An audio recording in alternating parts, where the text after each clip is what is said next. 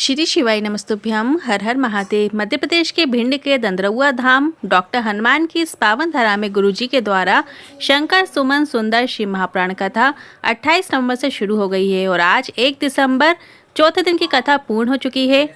चौथे दिन की कथा में गुरुजी ने सिंदूर का महत्व बताते हुए जानकारियां दी हैं। साथ ही गुरुजी ने विशेष पत्र पढ़े हैं और कई उपायों की जानकारी दी है। साथ ही जिन लोगों के धन संपदा की कमी है, आप अपने व्यापार को चलाने के लिए, व्यवसाय को चलाने के लिए बहुत ज़्यादा मेहनत करते हैं पर आपको उतना मिल नहीं पाता है या फिर आपको उन्नति नहीं मिल पा रही है, तो आपको 2 दिसंबर शनिवार के दिन एक विशेष उपाय करना है। हम आपको वीडियो के माध्यम से भी करके दिखाएंगे कि उपाय कैसे करना है। सभी की जानकारी आपको इसी वीडियो के माध्यम से मिलने वाली है। किसी कारणवश यदि आपने आज की कथा नहीं सुन पाए हैं तो पूरी कथा का रास्ता आपको इस छोटे से वीडियो से प्राप्त हो जाएगा। तो बढ़ते हैं आज की कथा की पहली जानकारी की ओर। गुरुजी ने कहा 83,99,999 योनियों में आपके बच्चे भी थे, पत्नी भी थी, आपने खाया पिया सब किया, पर 84,00,000वीं योनि में आपको मनुष्य की देह मिली है और इसमें आपको भगवान की भक्ति करने का मौका मिला है। ऐसा मौका आपको अन्य किसी भी योनि में प्राप्त नहीं होने वाला है, इसलिए आपको इसका पूरा लाभ उठाना चाहिए। भगवान की भक्ति में आपको सम्मिलित रहना चाहिए। बढ़ते हैं आज की कथा की दूसरी जानकारी की ओर। सती जैसा त्याग हो, पार्वती जैसा तप हो, नंदी जैसी प्रतीक्षा हो, तब जाकर महादेव आपको प्राप्त हो पाते हैं। सिर्फ ऐसे ही आपको प्राप्त नहीं हो सकते। किसी भी पुराण, किसी भी शास्त्र में आपको ये सुनने को नहीं मिलेगा कि माता सती ने अपने पति की निंदा नहीं सुन पाई, बल्कि आपको यह पढ़ने को मिलेगा कि सती ने शिव की निंदा नहीं सुन पाई। के बाद गुरुजी ने कहा आपसे भी निवेदन है, अगर कहीं शंकर की निंदा की जा रही हो, मंदिर के बारे में गलत बोला जा रहा हो, तो वहां पर आपको रुकना नहीं है, वहां से आपको तुरंत हट जाना है। गुरुजी ने कहा हम तो यहाँ तक कहना चाहेंगे, अगर कोई विद्वान व्यासपीठ में बैठकर भी शंकर की निंदा कर रहा होता है तो वो कथा भी छोड़कर आपको चले जाना चाहिए।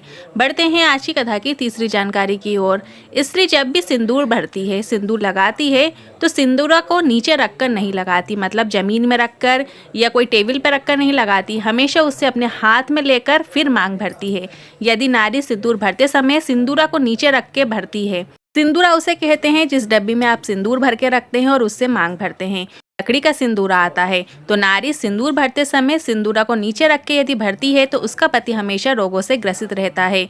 इसलिए यहाँ तक कि शादी के समय भी जब पति पहली बार मांग भरता है तब वो अपने हाथों में सिंदूरा को लेकर फिर पत्नी की मांग भरता है। बढ़ते हैं आज की कथा की चौथी जानकारी की ओर। आज की नारी पेंसिल से लाइन खींचती है, मांग में लाइन बना लेती है और लाइन बनाकर उसका काम खत्म हो जाता है, पर मांग के सिंदूर में बहुत बल होता है, बहुत महत्व होता है। मांग में सिंदूर सिंदूरा से भरना चाहिए। बढ़ते हैं आज की कथा की पांचवी जानकारी की ओर। एक पत्र आया जो कि दिल्ली से था। मैं हरि जी मिश्रा जी के हाथों में ये पत्र भेज रही हूँ। मेरे पति दिल्ली में एसआई के पद में तैनात हैं। मुझे 13 वर्षों से संतान नहीं थी। बाबा का क्या वर्णन करूं, सब जगह गए, कहीं से कोई सुख नहीं मिला, संतान की प्राप्ति नहीं हुई। तब शिवलिंग पर 1 लोटा जल मैंने चढ़ाना शुरू किया। मैंने पत्नी से कहा क्या 1 लोटा जल से अगर संतान मिलती, अगर ऐसा होता तो पूरा साइंस फेल हो जाता, पर मैंने मेरी पत्नी के कहने पर जल चढ़ाना शुरू कर दिया। नंदी के पास बैठकर नंदी को स्पर्श करते हुए शिवलिंग के दर्शन करते हुए कामना की। सफेद आंकड़े की जड़ वाला प्रयोग भी किया और बाबा की कृपा से मेरे घर में पुत्र रत्न की प्राप्ति हुई है। उसी का आभार व्यक्त करने के लिए ये पत्र भेज रही हूँ। बढ़ते हैं आज की कथा की छठवीं जानकारी की ओर। हनुमान जी का शरीर शिव है, पूंछ शक्ति है। हनुमान जी भी शिव शक्ति का एक प्रतीक हैं। बढ़ते हैं आज की कथा की सातवीं जानकारी की ओर। माता का पल्लू, नारी की चोटी और हनुमान जी की पूंछ, इन तीनों में माता पार्वती की शक्ति विराजमान होती है। जब लड़का लड़की की शादी होती है, जब माताएं सासें दूल्हे पर परछन करती हैं, मूसल से पल्लू से परछन करते हैं, माँ अपने पल्लू से परछन करती है। गुरुजी ने कहा माँ का जो पल्लू है, स्त्री की जो चोटी है और हनुमान जी की जो पूंछ है, माँ आदि जगदम्बा की शक्ति उसमें विराजमान होती है। बढ़ते हैं आज की कथा की आठवीं जानकारी की ओर। हम हनुमान जी के मंदिर जाते हैं और हनुमान जी के चरणों से सिंदूर लेकर मस्तक पर लगाते हैं। क्योंकि हनुमान जी की पूंछ नीचे की ओर होती है, इसलिए चरणों से सिंदूर लेकर लगाया जाता है। हनुमान जी के मस्तक से, हाथों से, सीने से नहीं, सिर्फ उनके चरणों से ही सिंदूर लिया जाता है। क्योंकि उनके पूंछ में जो शक्ति विराजमान होती है वो उनके चरण के पास ही होती है। इसलिए चरणों से सिंदूर लेकर हमें मस्तक पर लगाना होता है।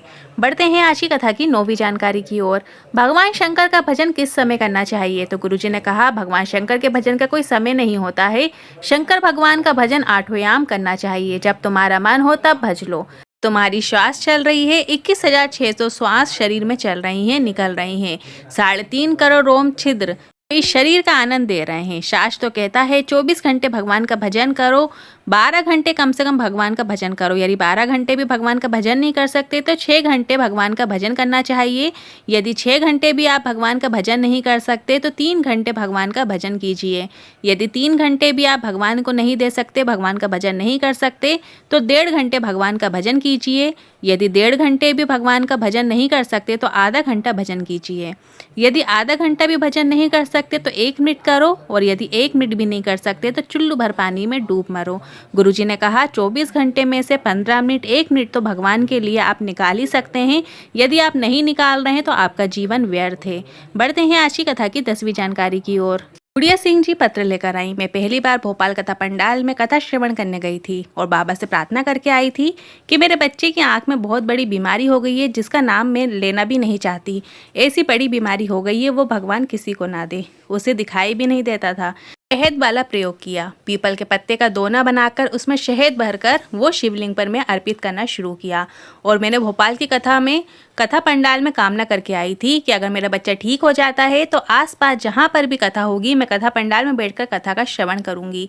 मेरे बच्चे को आंख से दिखाई देने लगा है, उसी का आभार व्यक्त करने में कथा पंडाल में आई हूँ। बढ़ते हैं आज की कथा की 11वीं जानकारी की ओर।